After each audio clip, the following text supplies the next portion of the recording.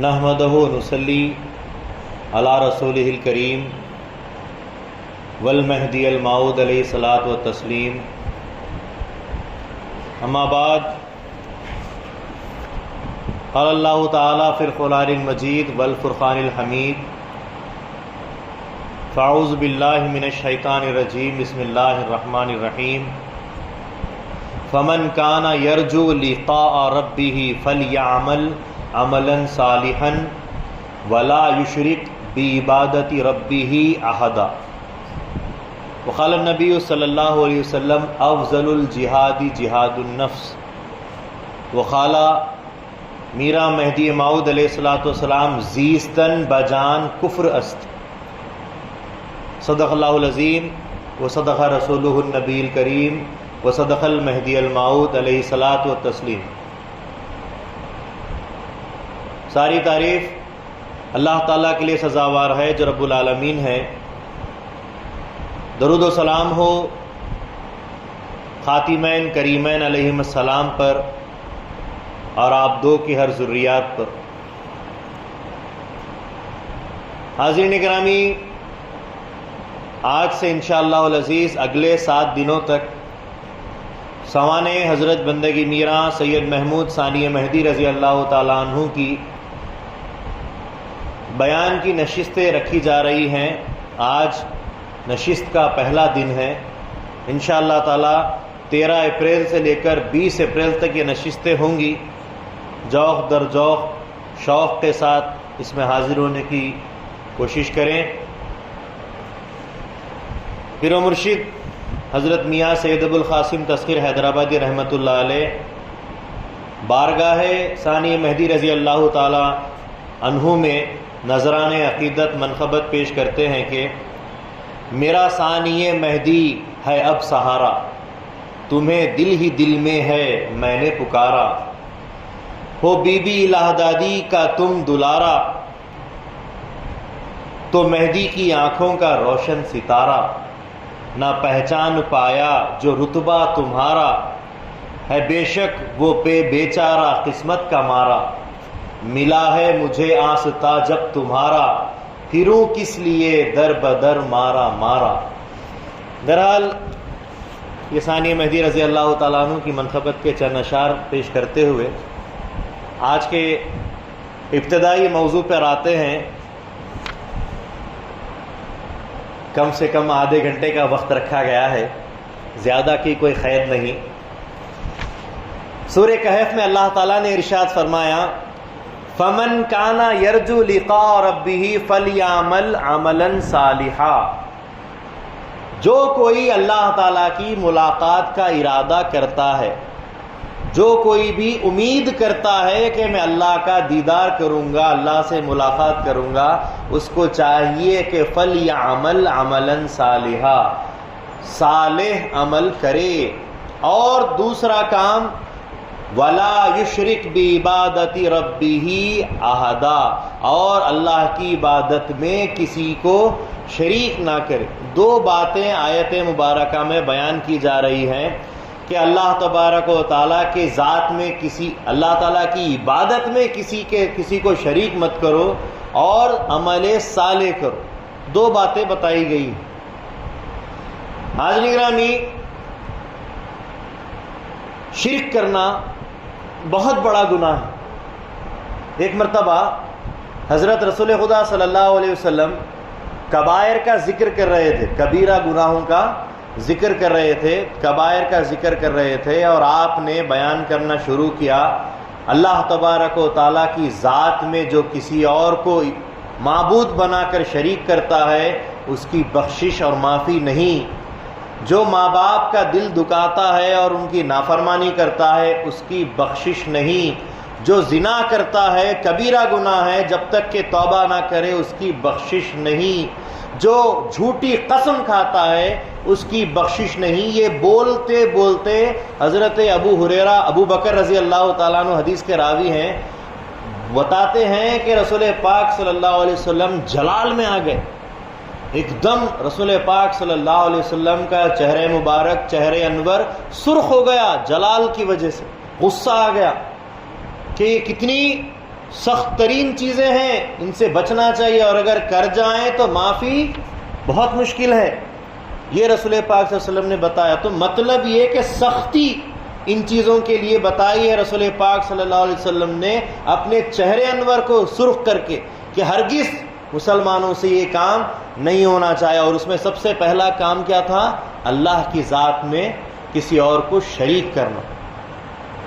اسی طریقے سے شرک کے تعلق سے اور ایک بات آتی ہے، تفسیر احسن البیان کے اندر یہ بات مفسرین بیان کرتے ہیں کہ بدعت اور شرک کو رسول پاک صلی اللہ علیہ وسلم نے حبطا اعمالہم کے ساتھ ذکر کیا ہے، یعنی اعمال حبط کر لیے جاتے ہیں، ضائع کر دیے جاتے ہیں۔ جو شرک کرتا ہے یا کوئی بدعت کرتا ہے تو اس کے نام اعمال حبط کر دیے جاتے ہیں، یعنی کہ ضائع کر دیے جاتے ہیں، برباد کر دیے جاتے ہیں۔ تو شرک اور بدعت سے ہمیشہ بچنا چاہیے، بتایا گیا۔ یہاں تک کہ رسول پاک صلی اللہ علیہ وسلم ایک مرتبہ فرماتے ہیں، میں اپنی امت کے تعلق سے خوف کھاتا ہوں، ڈرتا ہوں شرک کی وجہ سے، اور میں یہ کہتا ہوں کہ میری امت کوئی سورج کو پوجا یا پھر چاند کی پوجا یا کسی بت پرستی کی پوجا نہیں کرے گی۔ میں ڈرتا ہوں غیر اللہ کی پوجا کرنے کو، کہ عبادت خدا کی کریں گے لیکن پوشیدہ طور پر گناہیں کریں گے۔ صحابہ حیران ہو گئے، پریشان ہو گئے۔ تو رسول پاک صلی اللہ علیہ وسلم نے فرمایا کہ شرک جلی نہیں، شرک خفی مراد ہے۔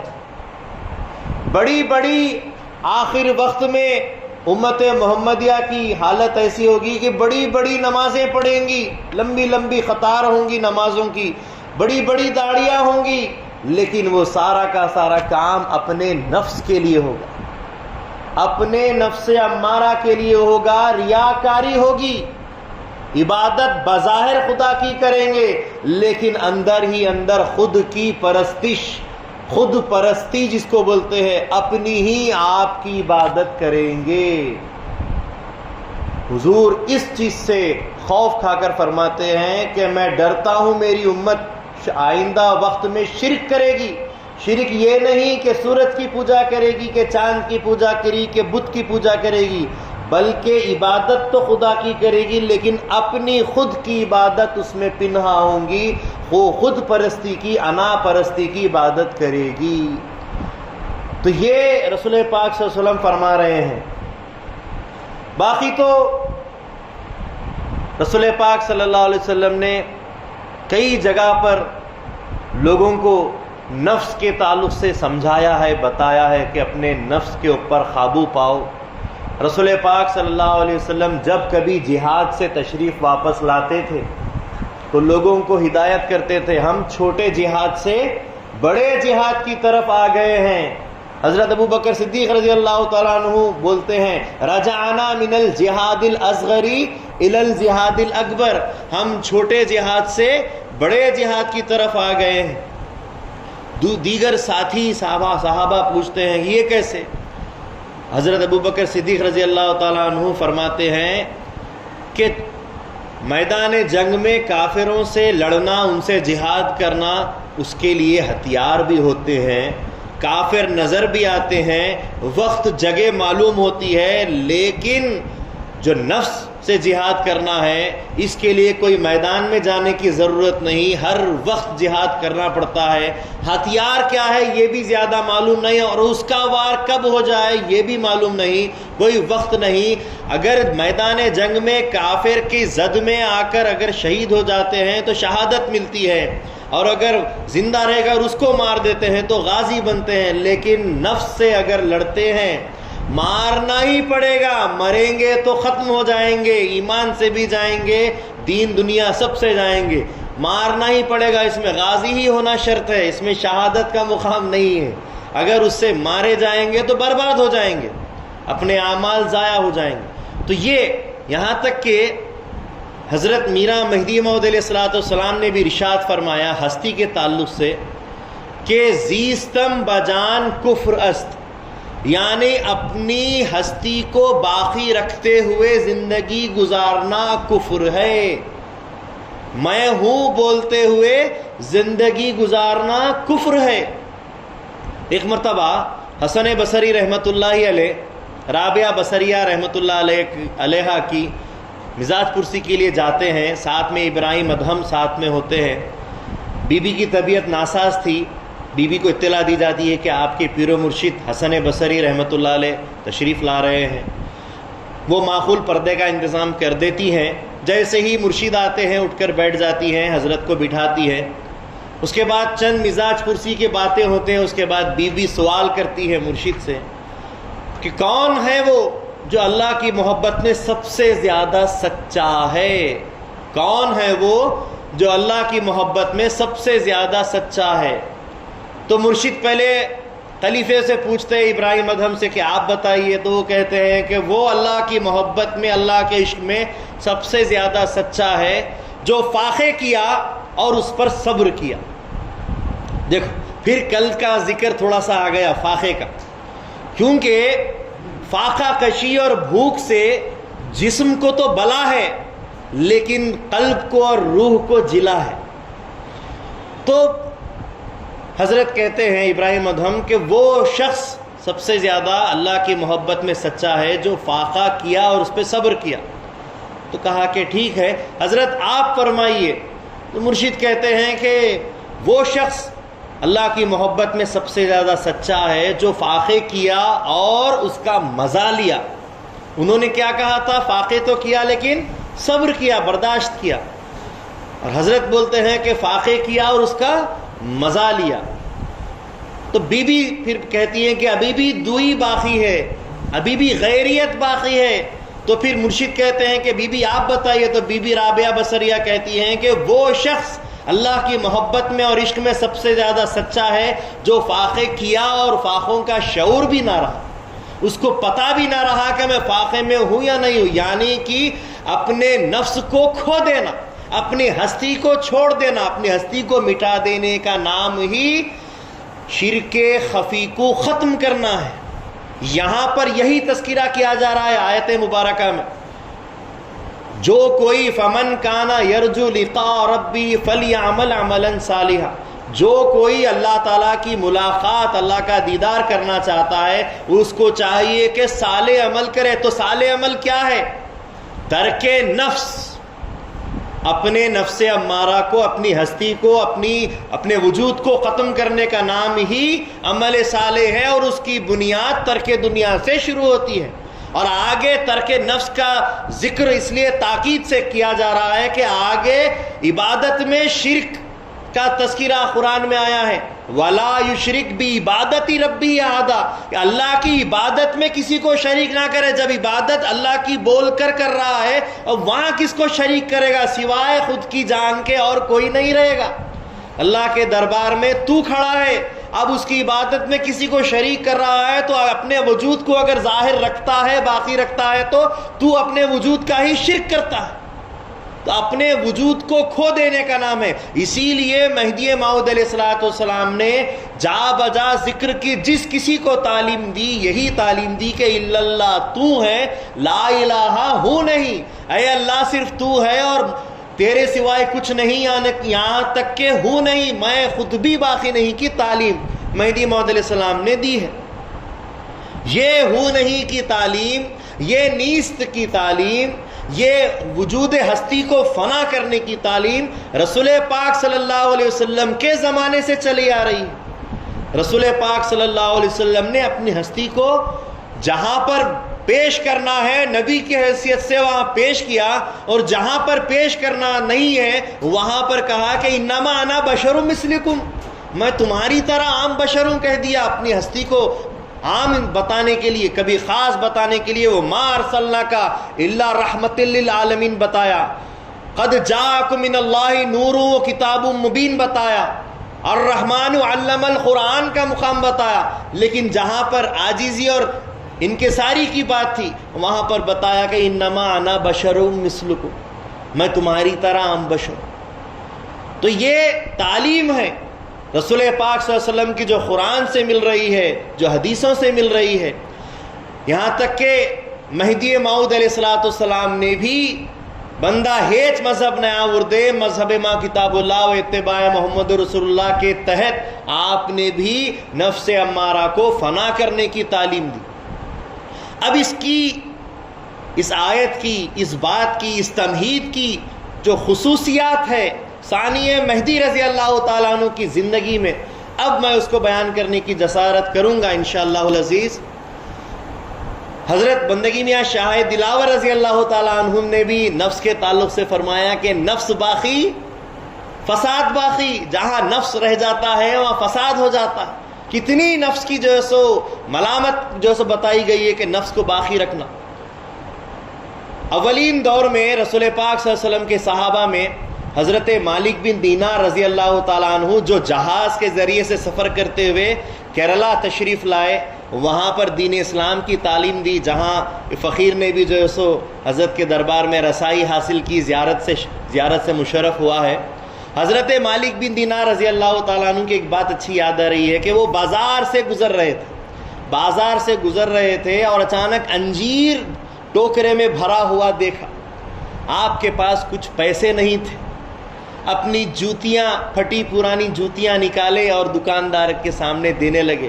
اس جوتیوں کے بدلے جتنے انجیر آتے ہیں دے دو، مجھے خواہش ہو رہی ہے کہ میں انجیر کھاؤں، اس کے بدلے میں جتنے انجیر آتے دے دو۔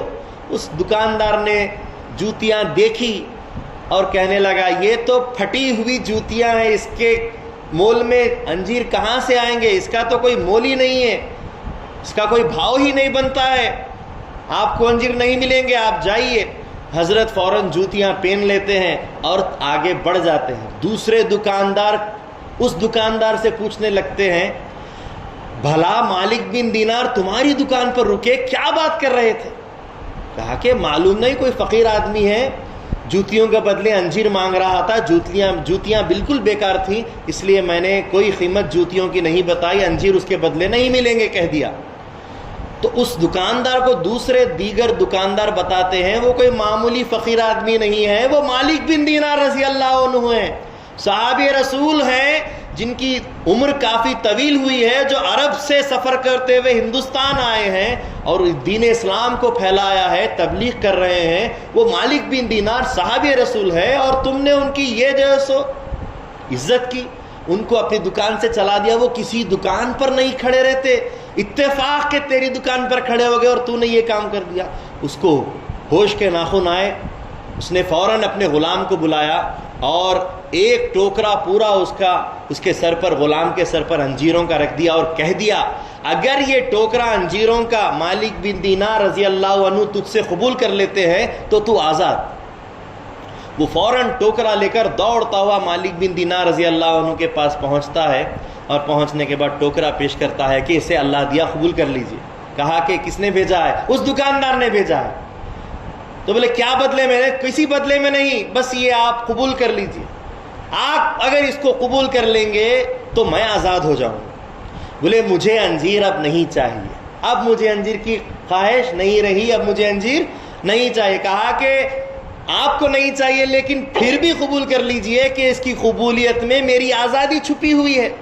تو حضرت مالک بن دینار رضی اللہ تعالیٰ عنہ کو غصب آ جاتا ہے اور آپ قسم کھا لیتے ہیں اب ہرگز انجیر نہیں کھاؤں گا، اگرچہ کہ اس کی قبولیت میں تیری آزادی ہے لیکن اس کی قبولیت میں میرے لیے اب عذاب ہے، اب اس کو میں قبول نہیں کر سکتا۔ قیامت میں جب اللہ کھلائے گا اس وقت انجیر کھاؤں گا، اب انجیر نہیں کھاؤں گا۔ یہ آپ انجیر چھوڑ کر چلے جاتے ہیں۔ اسی لیے آخری وقت میں پھر حضرت کو، جبکہ لاکھوں مرید آپ کے جماعت ہے آپ کے بستر کے پاس، اچانک آپ ظاہر کرتے ہیں کہ میں دودھ کے اندر روٹی چور کر اس میں گھی ڈال کر سرید بنا کر پینے کی خواہش کرتا ہوں۔ فوراً مرید دوڑے، دودھ لے کر روٹی چور دیے، گھی وغیرہ سب ملا کر پیش کر دیا، حضرت لیجئے۔ حضرت اپنے بستر مرگ سے اٹھ کر بیٹھے، کٹورا ہاتھ میں لیتے ہیں اور پینے کے لیے بس لمحہ بھر کا فاصلہ تھا، لے کر ہونٹ کو لگانا تھا۔ اتنے میں اندر سے دل سے آواز آتی ہے کہ اے مالک بن دینار، تو نے 30 سال صبر کیا ہے، آج آخری لمحات میں تیرے صبر کا دامن کیسے چھوٹ رہا ہے؟ فوراً دل سے جو آواز آئی وہ گھر کر گئی دماغ میں، فوراً کٹھورا بازو رکھا, لیٹ گئے اور اپنے دل پر ہاتھ رکھتے ہوئے تھپکتے چلے گئے کہ صبر, ان اللہ مع الصابرین, اللہ صبر کرنے والوں کے ساتھ ہوتا ہے, یہ کہتے ہوئے اپنی آخری سانس لے. مطلب یہ کہ جو نفس امارہ ہے, جو آپ کے وجود کو ہمیشہ برقرار ہونے پر آمادہ کرتا ہے, بتاتا ہے کہ تو ہے, تیری خواہش ہے, تو اس کو پورا کر, اس کے اوپر قابو پانے والے ہی اللہ والے ہوتے ہیں, وہی جیت حاصل کرتے ہیں, وہی عمل صالح کرتے ہیں جو اللہ تعالیٰ تک پہنچا دیتا ہے. بہرحال مہدی موعود علیہ السلام کا زمانہ, مہدی موعود علیہ السلام 847 ہجری میں جونپور مقام میں پیدا ہوئے. 847 ہجری میں جونپور مقام میں پیدا ہوئے اور اس کے بعد 866 ہجری میں آپ کا نکاح ہوا بی بی الہدادی رضی اللہ تعالی عنہ سے, جو آپ کی چچا زاد بہن بھی لگتی تھی. 47 میں پیدا ہوئے, 66 کے اندر آپ کا جو ہے سو عقد ہوا, اور جو ہے سو 68 میں حضرت بی بی خنزہ بڑنجی رضی اللہ تعالی عنہ کی پہلی ولادت ہوئی. دختر نیک اختر مہدی موعود علیہ السلام کی ولادت ہوئی. اس کے ایک سال بعد 869 میں حضرت بندگی میرا سید محمود ثانی مہدی رضی اللہ تعالیٰ عنہ کی ولادت باسعادت عمل میں آئی. جس وقت مہدی موعود علیہ السلام کے گھر میں حضرت بندگی میرا سید محمود ثانی مہدی رضی اللہ تعالیٰ عنہ پیدا ہوئے, تو اللہ تبارک و تعالیٰ کی طرف سے حضرت مہدی موعود علیہ السلام کو حکم ہوا کہ اے سید محمد, اس پسر ترا ہم نام حبیب من محمد کردہ ایم, وہ نام محمد بر عرش تن محمود است, وہ نام محمد در آسمان چہارم سید مبارک است, وہ نام محمد بر زمین محمد گردان عبدیم, وہ نام حبیب من کے بر عرش است این پسر نام نہادیم, تو ہم سید محمود این پسر را نام بخاں. یعنی کہ مہدی موعود علیہ السلام کو اللہ تعالیٰ کی طرف سے حکم ہوا کہ اے سید محمد, اس بچے کا نام ہمارے حبیب کے نام پر جو محمد ہے اس کے نام پر محمود رکھ, کہ محمد کا عرش پر نام محمود ہے, محمد کا چوتھے آسمان پر نام سید مبارک ہے, اور محمد کا زمین پہ نام محمد ہے. بس اس بنا پر ہمارے حبیب کے اس نام عرش کے نام پر تو اس بندے کا نام, اپنے فرزند کا نام محمود رکھ. اللہ کی طرف سے فرمان ہوا ہے. یہ بڑی غور کرنے کی بات ہے. مہدی موعود علیہ السلام ویسے بھی جو بھی کام کرتے ہیں خدا کے حکم سے آپ ہٹ کر کام نہیں کرتے. جیسا کہ رسول پاک صلی اللہ علیہ وسلم کی پاکی صافی کے تعلق سے خود خدا نے بھی قرآن میں ارشاد فرما دیا ہے, وَمَا يَنْتِقُ عَنِ الْهَوَىٰ إِنْ هُوَ إِلَّا وَحْيٌ يُوحَىٰ, کہ وہ اپنی طرف سے کچھ بات نہیں کرتے, جو کچھ بھی کرتے ہیں کہتے ہیں وہی ہوتی ہے تو کرتے ہیں. مہدی موعود علیہ السلام بھی اللہ کی مراد ہے, مراد اللہ ہے, وہ بھی اپنی طرف سے کچھ نہیں کہتے, لیکن اس فرمان کے اندر, اس واقعے کے اندر خود فرمان خداوندی خاص طور پر بتائی جا رہی ہے کہ اللہ کا فرمان مہدی موعود کو ہوا ہے کہ اس فرزند کا نام محمد کے نام پر جو عرش پر محمود ہے وہ نام اس فرزند کا رکھو. ایسا پہلے بھی ہوا ہے.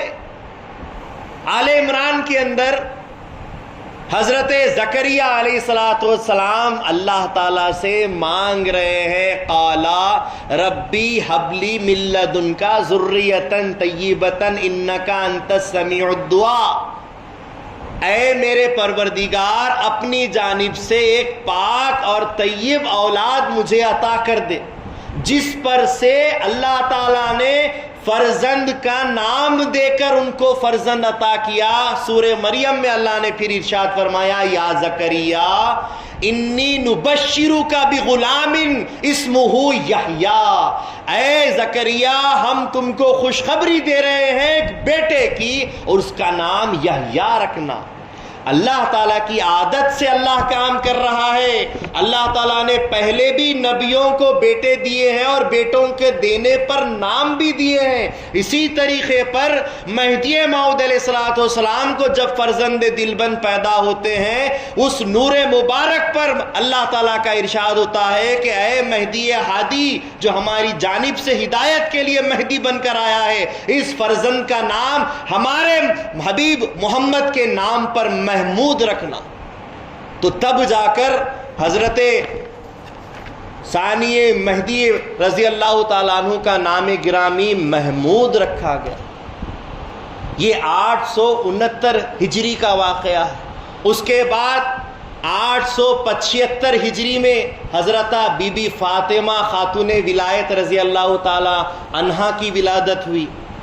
875 ہجری میں ہی مہدی موعود علیہ السلام حسین خان شرقی کے ساتھ مل کر میدان جنگ میں اترتے ہیں اور رائے دلپت کو نیست و نابود کرتے ہیں، جہنم رسید کرتے ہیں۔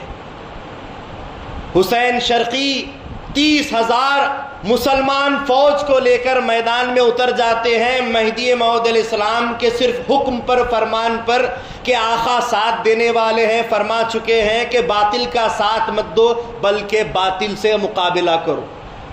اس کو جو جزیہ ٹیکس دیا جا رہا تھا روک دو۔ وہ آمادہ ہوا جنگ پر، تو اتر جاؤ میدان جنگ میں۔ جتنے مسلمان ہیں 30,000 مسلمان لے کر اترے 1 لاکھ سے لڑنے کے لیے۔ 30,000 سے دگنا تگنے سے بھی زیادہ، 1 لاکھ سے زیادہ رائے دلپت کے لوگ آ گئے لڑنے کے لیے، اور جنگ شروع ہو گئی۔ گھماسان جنگ چل رہی ہے، اور جنگ چلتے چلتے تھوڑی تھوڑی دیر پر ایک قاصد مہدی موعود علیہ السلام کے پاس آتا ہے۔ مہدی موعود علیہ السلام ایک ٹیلے کے اوپر، ایک پہاڑی کے اوپر 313 نفوس کے ساتھ انتظار کرتے رہتے ہیں کہ اللہ کا جب حکم ہوگا تو بندہ میدان جنگ میں اتر جائے گا۔ قاصد آتا ہے، کہتا ہے اتنے مسلمان شہید ہو گئے۔ کہا کہ ابھی انتظار کرو اور ڈٹ کر لڑتے رہو۔ پھر آ کر کہتا ہے کہ اب اور اتنے شہید ہو گئے، پھر ڈٹ کر لڑو۔ اس کے بعد آ کر کہتا ہے اب ہمارا جیتنا مشکل نہیں ہے۔ تو مہدی موعود علیہ السلام 313 جانوں کو لے کر پہاڑی پہ سے اترتے ہیں کہ نصر من اللہ و فتح قریب، اللہ کی مدد آ رہی ہے، اب جیت نزدیک ہے، یہ کہتے ہوئے اترے اور ایک تیر ہاتھی پر مارتے ہیں جس پر کہ رائے دلپت بیٹھا ہوا تھا۔ ہاتھی بے قابو ہو جاتا ہے اور اپنی ہی فوج کو رونتا چلا جاتا ہے۔ وہ اتر ہے، مہدی موعود علیہ السلام پر وار کرتا ہے، وار خالی جاتا ہے۔ مہدی موعود علیہ السلام وار کرتے ہیں تو اس کا جو سو سینہ چیرا جاتا ہے، کھاندے سے لے کر سینے تک کی تلوار پہنچ جاتی ہے، دل باہر نکل کر آ جاتا ہے، اور اس پر ایک مورت اتری ہوئی ہوتی ہے ہاتھی کی، جس کی کو وہ پوجا کرتا تھا۔ موعود علیہ السلام دیکھے کہ باطل کی عبادت کا یہ اثر ہے کہ چھاپ پڑ جاتی ہے، تو حق کی عبادت کا کیا علم نہیں ہونا چاہیے، کیا چھاپ نہیں پڑنی چاہیے، کیا اثر نہیں ہونا چاہیے۔ آپ بھی مہدی موعود علیہ السلام اس وقت مستغرق بحق ہو جاتے ہیں۔ تو 875 ہجری میں یہ جنگ ہوئی، مہدی موعود علیہ السلام مستغرق بحق ہو گئے، اور اس کے بعد 887 ہجری تک مہدی موعود علیہ السلام مستغرق بحق رہے۔ اور اس وقت پھر مہدی موعود علیہ السلام 12 سال گزارنے کے بعد ہوش میں آتے ہیں۔ آپ کی عمر اس وقت 22 سال کی تھی۔ اس کے بعد جنگ ہوئی، اس کے بعد آپ جب 40 سال کے ہو چکے، مہدی موعود علیہ السلام نے ہجرت کا آغاز کیا۔ وہاں سے ہجرت شروع ہوئی۔ اس اثنا میں حضرت بندگی میرا سید محمود ثانی مہدی رضی اللہ تعالیٰ عنہ والد بزرگوار کی خدمت کرتے رہے۔ اپنے والد کو ایک بہت بڑا وقت کا عالم جان کر، وقت کا مقرر جان کر، وقت کا صاحب زماں جان کر خدمت کرتے رہے، ان کے ہر فرمان پر عمل کرتے رہے، ہر خدمت میں رہے۔ اس کے بعد جب مہدی موعود علیہ السلام استغراق سے باہر تشریف لائے، آپ نے اعلان کیا ہجرت شروع۔ مہدی موعود علیہ السلام نے ہجرت شروع کی۔ ہجرت جون پور سے شروع ہوئی، کتنے مقامات پر گئے مہدی موعود علیہ السلام؟ 27 مقامات پر ہجرت کرتے رہے۔ 27 مقامات پر ہجرت کیسے کیسے کی؟ 10,540 میل مہدی موعود علیہ السلام نے ہجرت کے گزارے ہیں 23 سالوں میں۔ کتنے؟ 10,540 میل ہجرت مہدی موعود علیہ السلام کرتے رہے۔ کبھی گھوڑوں پر ہجرت رہی، کبھی بنڈیوں پر ہجرت کیے، کبھی پیدل ہجرت کیے، لیکن ہجرت چلتی رہی۔ اور ہجرت کا سب سے پہلا مقام مہدی موعود علیہ السلام 17 نفوس کے ساتھ، بی بی لہدادی رضی اللہ تعالیٰ عنہ، گھر کے بچے ثانیہ مہدی رضی اللہ تعالیٰ عنہ، دیگر بیٹیاں، ان کو سب کو لے کر، اور جو آپ کے چاہنے والے 17 نفوس تھے ان کے ساتھ آپ سب سے پہلے داناپور پہنچتے ہیں۔ داناپور ہجرت کا پہلا مقام جو جونپور سے 170 میل کے فاصلے پر تھا، وہاں پر پہنچتے ہیں۔ وہاں پہنچنے کے بعد جب وہاں قیام پذیر ہوتے ہیں، خیمے کے اندر مہدی موعود علیہ السلام سے بی بی لہدادی رضی اللہ تعالی عنہ فرماتی ہیں، عرض کرتی ہیں کہ میرا جی، بندی کو الہام ہو رہا ہے اللہ تعالیٰ کی طرف سے، یہ بات آ رہی ہے۔ کیا بات آ رہی ہے؟ بی بی لہدادی کہتی ہے، حق تعالی بتاکید تمام حکم شد کے شوہر تو سید محمد است آرا مہدی موعود کر دیم تصدیق۔ بی بی عرض کرتی ہیں مہدی موعود علیہ السلام سے کہ مجھے حق تعالیٰ کی طرف سے یہ تاکید ہو رہی ہے، بار بار یہ حکم ہو رہا ہے کہ ہم نے تیرے شوہر سید محمد کو مہدی موعود گردانا ہے، تو اس کی تصدیق کر۔ بی بی لہدادی رضی اللہ تعالیٰ عنہ جیسے ہی یہ بات رکھتی ہیں، مہدی موعود علیہ السلام اس پر سے جواب دہ ہوتے ہیں، فرماتے ہیں کہ ہاں ہاں، جو کچھ بھی تم کو الہام ہو رہا ہے، بندے کے اوپر بھی یہ بات ہو رہی ہے، لیکن وقت آنے پر اس کا اظہار کیا جائے گا، جو کچھ ہو رہا ہے بالکل سچ ہے۔ جیسی یہ بات ہوئی، بی بی لہدادی رضی اللہ تعالی عنہ مہدی موعود علیہ السلام کی قدم بوسی بجا لاتی ہے اور ان کی تصدیق کرتی ہے اور کہتی ہے، عرض کرتی ہے کہ میرا جی آپ گواہ رہیے کہ بندی آپ کی مہدیت کی تصدیق کرتی ہے اور وہی عقائد سے تصدیق کرتی ہے جیسا کہ رسول پاک صلی اللہ علیہ وسلم کی تصدیق کرنی ہوتی ہے۔ اس کے بعد مہدی موعود علیہ السلام سے اپنے تمام گناہوں کی تقصیر معاف کرواتی ہے کہ اگر بندی سے زندگی بھر کوئی تکلیف، کوئی گناہ ہو گیا ہو تو خدا را آپ معاف کرے، اور آپ گواہ رہیں کہ بندی آپ کی مصدقہ، پہلی تصدیق کرنے والی ہے۔ تو عورتوں میں سب سے پہلی تصدیق کرنے والی حضرت بی بی لہدادی رضی اللہ تعالیٰ عنہ۔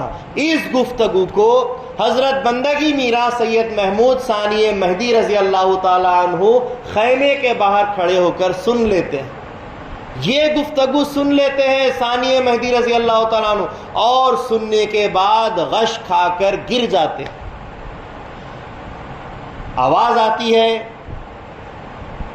آواز آنا الگ ہے، لیکن اس آواز کے بعد مہدی موعود علیہ السلام کو حکم ہوتا ہے، اللہ تعالیٰ کا حکم ہوتا ہے مہدی موعود علیہ السلام کو کہ ہمارا بندہ ہماری ذات میں مستغرق اور فنا ہو کر بیٹھا ہے، گرا ہے، جاؤ اور اس کو گود میں لے کر اس کی کیفیت لو۔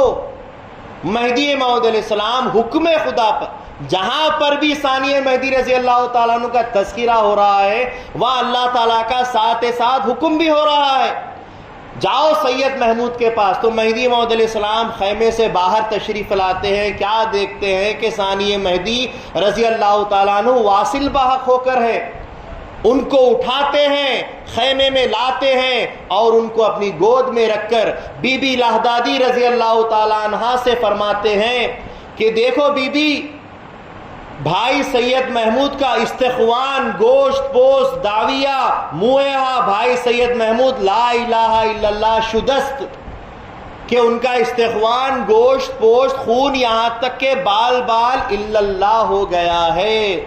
یہ کہنے کے بعد بی بی کو بتاتے ہیں اپنے سینے پر ہاتھ رکھتے ہیں اور کہتے ہیں کہ اللہ تعالیٰ نے جو کچھ بھی اس سینے میں دیا ہے، پھر اپنا ہاتھ ثانی مہدی رضی اللہ تعالیٰ عنہ کے سینے پہ رکھ کر فرماتے ہیں اللہ تعالیٰ نے اس سینے میں بالواسطہ ڈالا ہے، اس بندے کے واسطے سے ان کے دل میں ڈالا ہے، فرماتے ہیں۔